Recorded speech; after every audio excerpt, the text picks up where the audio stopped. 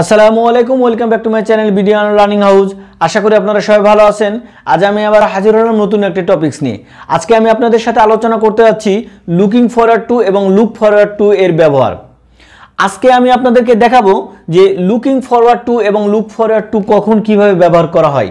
তো এই দুইটা টপিকস নিয়ে অনেকের মাঝে একটা কনফিউশন আছে যে কখন লুকিং ফরওয়ার্ড টু এবং কখন লুক ফরওয়ার্ড টু ব্যবহার করা হয় এবং কী অর্থে ব্যবহার করা হয়, এবং এগুলো দিয়ে যে সেন্টেন্সটা মেক করা হয় সেই সেন্টেন্সগুলো একটু কনফিউজিং সেন্টেন্স। কারণ একই রকম সেন্টেন্সে একই কথা বোঝানোর ক্ষেত্রে ব্যবহার হয়ে থাকে, তখন অনেকেই একটা কি কনফিউশনের মধ্যে পড়ে যান যে আসলে কখন লুকিং ফরওয়ার্ড টু আর কখন লুক ফরওয়ার্ড টু ব্যবহার করা হয়।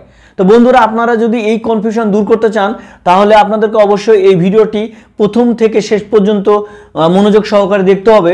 তাহলে আশা করি আজকের পর থেকে আপনাদের লুকিং ফরওয়ার্ড টু এবং লুক ফরওয়ার্ড টু নিয়ে আর কোনো কনফিউশন থাকবে না। তো চলুন আমি প্রথমে আপনাদেরকে দেখাবো লুকিং ফরওয়ার্ড টু এর ব্যবহার এবং এটা কিভাবে ব্যবহার করা হয় এবং কি কারণে ব্যবহার করা হয়। লুকিং ফরওয়ার্ড টু এর অর্থটা কি আগে আমাদের সেটা জানতে হবে। লুকিং ফরওয়ার্ড টু অর্থ এরকম হবে যে আমরা যখন কোনো কিছুর জন্য অধীর আগ্রহ নিয়ে অপেক্ষা করি, এই অপেক্ষা করাটাকে বোঝানো হয় লুকিং ফরওয়ার্ড টু। তাহলে আমরা লুকিং ফরওয়ার্ড টু দিয়ে যে সেন্টেন্সগুলো মেক করব সেখানে একটা সেন্স থাকবে কি যে আমরা কোনো কিছুর জন্য কি অপেক্ষা করব বা অপেক্ষা করতে থাকবো, এরকম বোঝাবে আর কি। আর এই লুকিং ফরওয়ার্ড টু আসলে যে সেন্টেন্সটা মেক করবে সেটা আসলে বুঝাবে যে ফিউচার টেন্সে যে ভবিষ্যতে হবে এরকম কিছু বোঝাবে। যদিও তার স্ট্রাকচার দেখে মনে হবে যে এটা তো কন্টিনিউয়াস টেন্স, কিন্তু আমরা এটা জানি যে প্রেজেন্ট কন্টিনিউয়াস টেন্স দিয়ে কিন্তু ফিউচার ইনডিফিনিট টেন্সটা প্রকাশ করা হয়। ঠিক আছে, তো আমি আপনাদেরকে এই এক্সাম্পলের মাধ্যমে এটা ক্লিয়ার করব। তো প্রথমে আমি একটু আগে দেখাই আপনাদের এর স্ট্রাকচারটা কেমন হবে। এই স্ট্রাকচারটা প্রথমে থাকবে সাবজেক্ট, সাবজেক্টের পরে বিভার্ব, আর এই বিভার্বটা হতে পারে এম ইজ আর প্রেজেন্ট টেন্সে এবং পাস্ট টেন্সে হতে পারে ওয়াজ ওয়ার। ওকে, তারপরে হচ্ছে কি লুকিং ফরওয়ার্ড টু, তারপরে হচ্ছে লুকিং ফরওয়ার্ড টু, তারপরে দেখেন আমি এখানে লিখছি অবজেক্ট অথবা হচ্ছে ভার্বের সাথে আইএনজি ফর্ম। তাহলে এটা কেন লিখছি অবজেক্ট আর অথবা ভার্বের সাথে আইএনজি ফর্ম? যখন কোনো ক্রিয়া বোঝাবে না এই লুকিং ফরওয়ার্ড টু এর পরে তখন আমরা ব্যবহার করব সেখানে অবজেক্ট, আর যখন ক্রিয়া বোঝাবে তখন আমরা ব্যবহার করব ভার্ব। এই জিনিসটা আপনাদের ক্লিয়ার হবে যখন আমরা এক্সাম্পলগুলো আরও এক্সপ্লেন করব, তখন আপনাদের কাছে কখন অবজেক্ট এবং কখন ভার্ব হবে সেটা ক্লিয়ার হয়ে যাবে। চলেন প্রথম সেন্টেন্সটা দেখেন আমি কি লিখছি। হি is looking forward to his retirement. He is looking forward to his retirement মানে এই কথাটার অর্থ এখন তাহলে কি দাঁড়ালো একটু কি দেখেন ভাবেন। He is looking forward to his retirement, সে তার কি রিটায়ারমেন্ট বা অবসর নিয়ে কি আছে এক্সাইটেড, মানে কথাগুলোর মধ্যে একটু এক্সাইট বোঝাবে বা একটা আগ্রহ বোঝাবে। Eagerly you are waiting for new thing. Okay, যখন নতুন একটা কোনো কিছু নিয়ে কোনো কিছু ঘটবে এরকম কিছু ভাববেন, হ্যাঁ ওইটা নিয়ে এক্সাইটেড থাকবেন, সেই জিনিসটা প্রকাশ করার জন্য কিন্তু লুকিং ফরওয়ার্ড টু ব্যবহার হবে। তাহলে he is looking forward to his retirement, সে তার কি অবসর নিয়ে কি আছে এক্সাইটেড আছে বা এক্সাইটেড মানে কি রিটায়ারমেন্ট হবে, তার যে রিটায়ারমেন্ট হবে এটা নিয়ে সে কি এক্সাইটেড।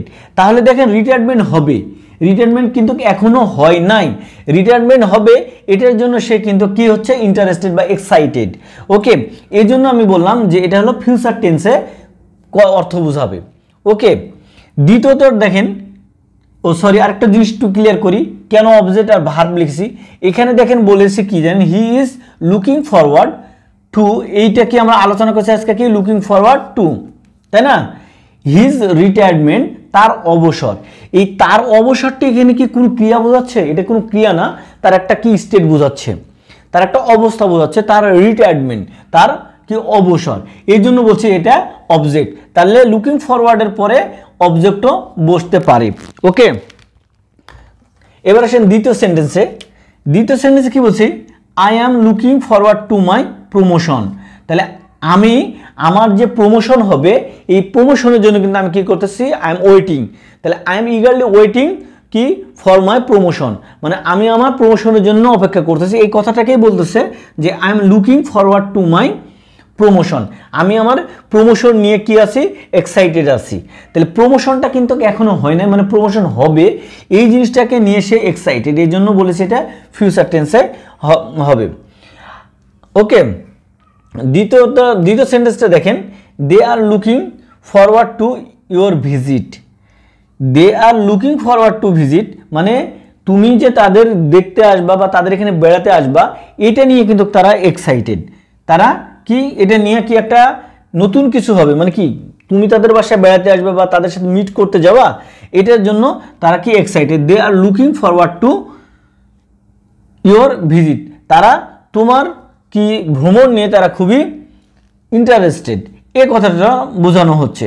ওকে, 3 নম্বর পরেরটা দেখেন, she is looking forward to her visit, she is looking forward to her first salary. তাহলে সে তার প্রথম স্যালারি নিয়ে কি এসে এক্সাইটেড, মানে সে তার প্রথম স্যালারি পাবে, এটা নিয়ে তো কিন্তু সবাই একটা এক্সাইটেড থাকে যে যখন কেউ নতুন প্রথম ইনকাম করে আর ইনকামের টাকাটা যখন হাতে পায় তখন কিন্তু সে কি প্রচণ্ড পরিমাণে এক্সাইটেড থাকে। তো ওই এক্সাইটেডটা প্রকাশ করার জন্য কিন্তু লুকিং ফরওয়ার্ডটা ব্যবহার করা হয়। স্পিকিংয়ের ক্ষেত্রে কি হচ্ছে, এই লুকিং ফরওয়ার্ড টু ব্যবহার হয়। আর লুক ফরওয়ার্ড টু ব্যবহার হয় সাধারণত রিটেন স্পিকিংয়ের ক্ষেত্রে। যখন আমি লুক ফরওয়ার্ড নিয়ে আলোচনা করবো তখন ওটা ডিটেলসে বলবো। প্রথম আমরা জানি যে লুকিং ফরওয়ার্ড টু এটা স্পোকেন ইংলিশের ক্ষেত্রে ব্যবহার হয়ে থাকে। লাস্টেরটা দেখেন, আমি বলছি are you looking forward to your vacation, মানে তোমার যে সামনে যে ভ্যাকেশন সেটা নিয়ে কি তুমি কি এক্সাইটেড। আর ইউ এক্সাইটেড, আমরা বলি না are you excited about your coming vacation, এই কথাটাই বলতেছে যে are you looking forward to your vacation, তুমি কি তোমার কি নেক্সট ভ্যাকেশন নিয়ে বা কামিং ভ্যাকেশন নিয়ে তুমি কি এক্সাইটেড। দেখেন আমরা যদি এই লুকিং ফরওয়ার্ড দিয়ে সেন্টেন্স মেক করি কেমন একটা স্মার্ট লাগতেছে না। এই কথাটা আমরা নর্মালভাবে কিন্তু বলতে পারি, কিন্তু এভাবে বললে একটু সুন্দর লাগে। তো এইটাতে দেখেন এই যতগুলো সেন্টেন্স দেখেছি এখানে সবগুলোতে আমি অবজেক্টিভ ব্যবহার দেখেছি, কোনোটা কিন্তু ভার্ব নাই, অ্যাকশন নাই। বলেছি টু ইউর ভিজিট মানে তোমার পরিদর্শন, মানে পরিদর্শন করাটাকে বোঝানো হচ্ছে। তারপর হচ্ছে হার ফার্স্ট স্যালারি, তার প্রথম বেতন, সবগুলো কিন্তু অবজেক্ট ব্যবহার হচ্ছে। টু ইউর ভ্যাকেশন তোমার যে অবসর সেটা। এবার দেখেন আমি এখানে দেখাইছি কয়েকটা কিভাবে ভার্ব বা অ্যাকশন কাজ করে সেটা দেখাইছি। এখানে বলছি দেখেন, I am looking forward to working with you, মানে আমি তোমার সাথে কাজ করার জন্য কি অধীর আগ্রহে অপেক্ষা করতেছি, এরকম বলো না যে I am eagerly waiting for you to work with you, মানে আমি তোমার সাথে কাজ করার জন্য অধীর আগ্রহে অপেক্ষা করতেছি, সেটাই হচ্ছে I am looking forward to working with you, আমি তোমার সাথে কাজ করার জন্য অপেক্ষা করতেছি। তার মানে দেখেন কাজ করার জন্য এখানে কি হচ্ছে, অ্যাকশন বোঝাচ্ছে যে ওয়ার্কিং উইথ তোমার সাথে কাজ করার জন্য। এটা আবার বলতে পারেন কি জিরান, যে জিরান হিসেবে কাজ করছে, ভার্বের সাথে আইনজি যুক্ত হয়ে কিন্তু জিরান হয়। ওকে, পরেরটা দেখেন, they are looking forward to hearing from you, মানে কি হচ্ছে এখানে কি বোঝাচ্ছে, they are looking forward to hearing from you, মানে তোমার কাছ থেকে তারা শোনার জন্য অপেক্ষা করতেছে। They are looking forward to hearing from you মানে তারা অপেক্ষা করতেছে, এখনও অপেক্ষা করতেছে কি তোমার কাছ থেকে শোনার জন্য। তারপর হচ্ছে he is looking forward to meeting you, মানে তোমার সাথে সাক্ষাৎ করার জন্য তারা অধীর আগ্রহে অপেক্ষা করতেছে। They are eagerly waiting to meet you.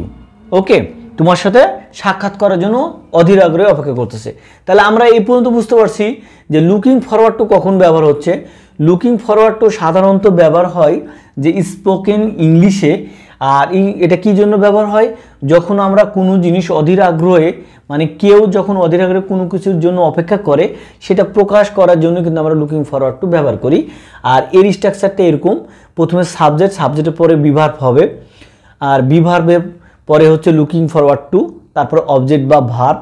যখন ক্রিয়া বোঝাবে তখন ভার্ব বসবে, আর যখন ক্রিয়া বোঝাবে না, পজিশন বোঝাবে বা স্টেট বোঝাবে তখন বোঝাচ্ছে হলো অবজেক্ট বসবে।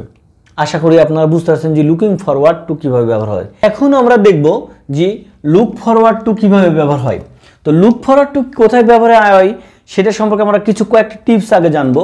যে প্রথমত হচ্ছে লুক ফরওয়ার্ডটা ব্যবহার হয় রিটেন ইংলিশের ক্ষেত্রে, মানে যখন আমরা কোনো কিছু ইমেল বা কোনো কাউকে কোনো চিঠি লিখব তখন কিন্তু আমরা লুক ফরওয়ার্ড টু ব্যবহার করি, বা এটা রিটেন ইংলিশে সবচেয়ে বেশি ব্যবহার হয়। ঠিক আছে, আবার এটা হচ্ছে কখন ব্যবহার হয় এই মেলটার, যখন একটা মেল লিখি এই মেলের লাস্টে যে কিন্তু এই কথাটা লেখা হয় লুক ফরওয়ার্ড। যখন আপনারা বিভিন্ন ধরনের মেল দেখবেন বা কোনো লেটার দেখবেন, সেখানে দেখবেন যে লুক ফরওয়ার্ডের ব্যবহার কিন্তু খুব প্রচুর পরিমাণে হয়ে থাকে। ঠিক আছে, আবার আরেকটা হচ্ছে কি এই লুক ফরওয়ার্ডটা কিন্তু যখন এর ফরম্যাটটা কি প্রেজেন্ট ফর্ম। কিভাবে প্রেজেন্ট ফর্ম, এখানে দেখেন আমি কি বলছি যে সাবজেক্টের পরে বি ভার্ব বসছে, কিন্তু লুক ফরওয়ার্ডের ক্ষেত্রে কিন্তু এখানে বি ভার্ব বসবে না। কি বসবে না? বি ভার্ব বসবে না। এখানে হচ্ছে এর স্ট্রাকচারটা হচ্ছে প্রথমে খালি সাবজেক্ট বসবে, সাবজেক্ট বসার পরে হচ্ছে লুক ফরওয়ার্ড, লুক ফরওয়ার্ড, কারণ তখন ছিল লুকিং ফরওয়ার্ড আর এখানে হচ্ছে লুক ফরওয়ার্ড। কারণ আমরা প্রথমে কি পেলাম যে এটা রিটেন ইংলিশে ব্যবহার হয়। আবার এটা দ্বিতীয়ত হচ্ছে যে মেল বা লেটারের ক্ষেত্রে এটা ব্যবহার হয়ে থাকে, আর এটা সবসময় হচ্ছে মেল বা লেটারের এন্ড অফ দ্য মোমেন্টে ব্যবহার হয়, মানে লাস্টে যে সবার লাস্টে যা ব্যবহার হয় লুক ফরওয়ার্ডের। ওকে, এবং এটা প্রেজেন্ট ফর্মে ব্যবহার হয়। এবার তাহলে এর ব্যবহারগুলো কিভাবে হয় দেখেন, যখন আমি যেহেতু বলতেছি কি যেটা লেটারের ক্ষেত্রে ব্যবহার হয় এবং রিটেন ইংলিশে ব্যবহার হয়, তাহলে দেখেন এর কি বলেছে, প্রথমে সাবজেক্ট, সাবজেক্টের পরে লুক ফরওয়ার্ড, তারপরে কিন্তু ওই এর আগের যে স্ট্রাকচার ছিল তার মতোই সেম অবজেক্ট বা ভার্বের সাথে আইএনজি ফর্ম মানে জিরান হতে পারে। কিভাবে দেখেন, আমি যদি বলি যে আই লুক ফরওয়ার্ড টু, তাহলে আমাদের আজকে আলোচনার বিষয় কি লুক ফরওয়ার্ড টু। তাহলে আই লুক ফরওয়ার্ড টু কি I look forward to your response. আমি তোমার মানে একটা কথা আপনি চিঠি লিখেছেন, আর এই কথাটা দেখেন দেখে মনে হচ্ছে যে এটা চিঠির কোনো কথা বা মেলের কোনো কথা। বলছে I look forward to your response, আমি তোমার রেসপন্সের উপরে কি করতেছি জন্য অপেক্ষা করতেছি। I look forward to your response. Okay, বা এটাকে আপনি এভাবে বলতে পারেন হি লুক ফরওয়ার্ড, বা এখানে বলতে পারেন দেও বলতে পারেন, they look forward to you're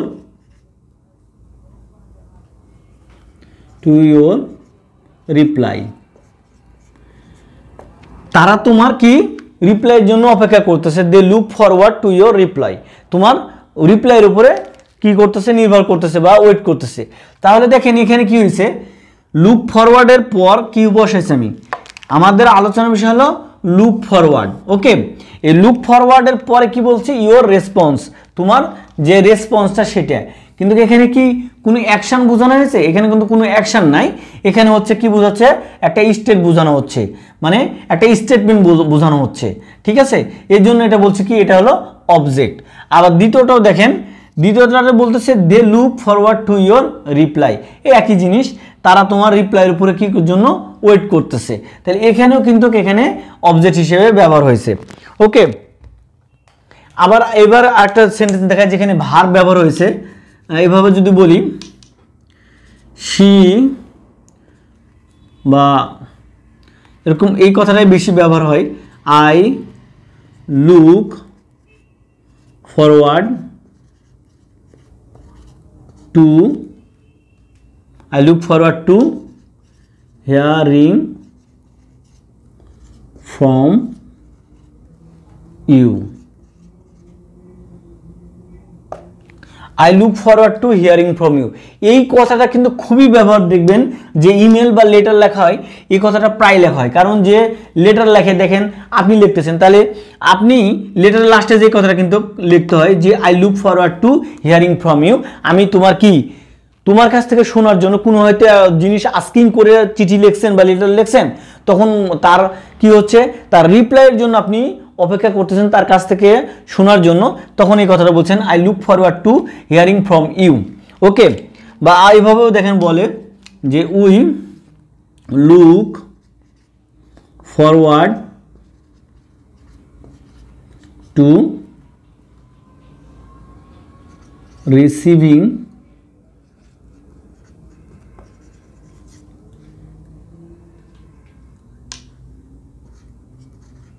the contract, মানে কোন কন্ট্রাক্ট আছে হয়তো সাইন করেছে, এই কন্ট্রাক্টটা পাওয়ার জন্য সে কি উদ্গ্রীব হয়ে আছে, এই জন্য হচ্ছে রিসিভিং। দেখেন দুই জায়গায় গেছে, এটি হিয়ারিং, এটা হচ্ছে রিসিভিং। তাহলে we look forward to receiving, আর এখানে হচ্ছে we look forward to hearing. তাহলে এখানে কিন্তু দুইটাই অ্যাকশন বোঝাচ্ছে, আর এখানে কিন্তু কোনো অ্যাকশন ছিল না, এখানে হচ্ছে কোনো স্টেট বোঝানো হচ্ছে। একটা স্টেট বোঝানোর জন্য এটা হচ্ছে অ্যাজ এ অবজেক্ট হিসেবে কাজ করছে, আর এখানে হচ্ছে ভার্বের সাথে আইএনজি মানে জিরান হিসেবে কাজ করছে। এখন আপনাদের মাঝে অনেকের একটা কনফিউশন চলে আসবে যে টু তো প্রিপোজিশন, বা এই টু এর পরে কখনো তো কি হয় না, ভার্বের আইএনজি ফর্ম হয় না, তাহলে এখানে কিভাবে হলো? এখানে আসলে লুক ফরওয়ার্ড টু এটা একটা কিন্তু ফ্রেজাল ভার্ব, এই লুক ফরওয়ার্ডটা পুরোটা কিন্তু একটা ফ্রেজাল ভার্ব, আর এই ফ্রেজাল ভার্বের পরে কিন্তু রিসিভিং ব্যবহার হয়েছে, ঠিক আছে? এটা কিন্তু টু আপনি আলাদাভাবে হবে না, এই লুক ফরওয়ার্ড পুরোটা একটা হলো ফ্রেজাল ভার্ব। এখন আরেকটা যে কনফিউশনটা এখন আপনাদের হবে, এর আগে আমি যখন লুকিং ফরওয়ার্ড টু বললাম এবং এখন যখন লুক ফরওয়ার্ড টু এটা নিয়ে আলোচনা করতেছি, দেখেন দুই জায়গাতেই আপনারা একটা জিনিস দেখতেছেন কি একই ধরনের, যে এই টু এর পরে ফরওয়ার্ড টু এর পরে কখনো অবজেক্ট আছে, কখনো হচ্ছে ভার্ব আছে। তাহলে বেসিক পার্থক্যটা কি পেলেন, এটা কি আপনারা লক্ষ্য করছেন? বেসিক পার্থক্যটা হচ্ছে যে লুকিং ফরওয়ার্ড টু ব্যবহার করা হয় আসলে স্পোকেন ইংলিশের ক্ষেত্রে, আর লুক ফরওয়ার্ড টু ব্যবহার করা হচ্ছে রিটেন স্পিকিং ইংলিশের ক্ষেত্রে। রিটেন ইংলিশের ক্ষেত্রে আমরা ব্যবহার করতেছি কি লুক ফরওয়ার্ড। আর এইটার স্ট্রাকচারগত পার্থক্য হচ্ছে যখন লুকিং ফরওয়ার্ড টু ব্যবহার করছেন তখন সাবজেক্টের পরে বি ভার্ব বসছে, am is are was were, আর যখন লুক ফরওয়ার্ড টু শুধু ব্যবহার করছেন তখন কোনো সাহায্যকারী ভার্ব মানে বি ভার্বটা থাকছে না, এই পার্থক্য। আর এটা শুধু হচ্ছে কি রিটেন ইংলিশে লিখতেছেন, আর এটা হলো স্পোকেন ইংলিশে লিখতেছেন। এখন কথা, আপনি যদি এই জায়গায় যেমন লিখছেন যে I look forward to hearing from you, এই জায়গায় যদি আপনি I am looking forward to hearing from you এটা যদি লেখেন বা বলেন কারোর কাছে, এটা কিন্তু ভুল হবে না। আপনি যদি স্পোকেন ইংলিশে বা স্পিকিং করার সময় কথাটা দূরেই বলে ফেলেন যে I look forward to hearing from you বা I am looking forward to hearing from you, তাহলে কিন্তু কোনো ভুল হবে না। কিন্তু রিটেন স্পিকিংয়ের ইংলিশের ক্ষেত্রে অবশ্যই আপনি এই জিনিসটা ফলো করতে হবে যে যখন রিটেনে কোনো কিছু লিখবেন তখন আপনাকে এই লুক ফরওয়ার্ড টুই লিখতে হবে। তা আশা করি আপনাদের আজ থেকে আর লুকিং ফরওয়ার্ড টু এবং লুক ফরওয়ার্ড টু নিয়ে আর কনফিউশন থাকবে না।